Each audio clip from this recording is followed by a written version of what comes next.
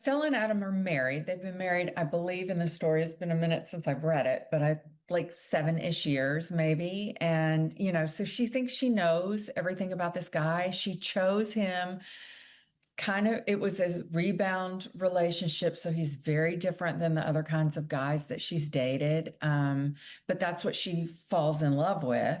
And she thinks he's very much this stable person. And then in The Paris Widow, it basically begins with they're on the last day of their vacation.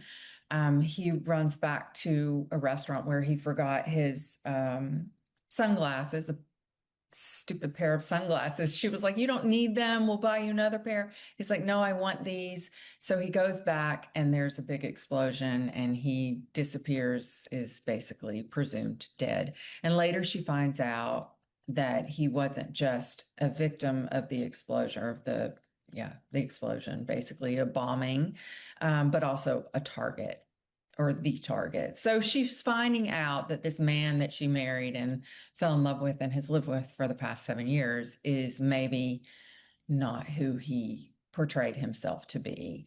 And that's kind of a typical Kimberly Bell book, actually. I do a lot of the married couples who, and Willow and her husband, Thomas, kind of the same, although I flip it a little, flip it more that it's her instead of the husband, who's carrying a big secret.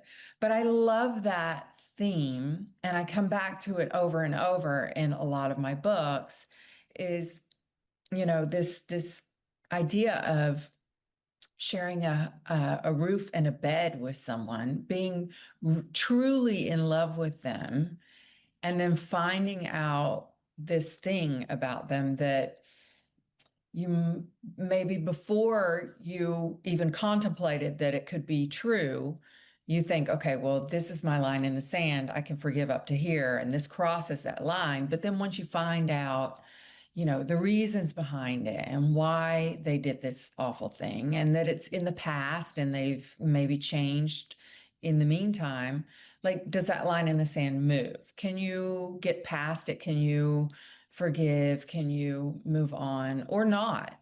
Sometimes you can and sometimes you can't. But I think like just kind of diving into what is forgivable and what is kind of that thing that you can never get past, and what does that mean for your relationship and for the rest of your life.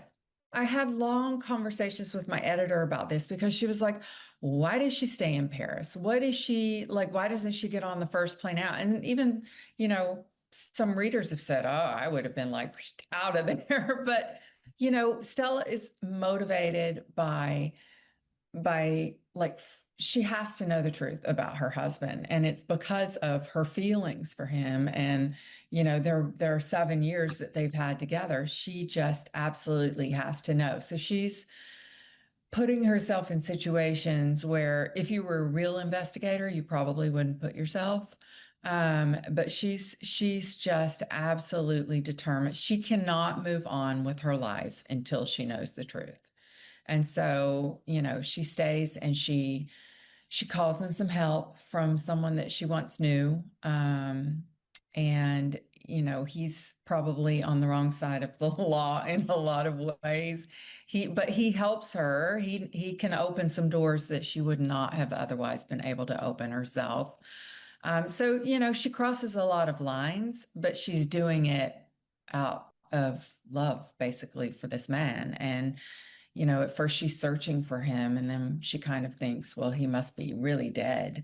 And then she just absolutely has to know the truth.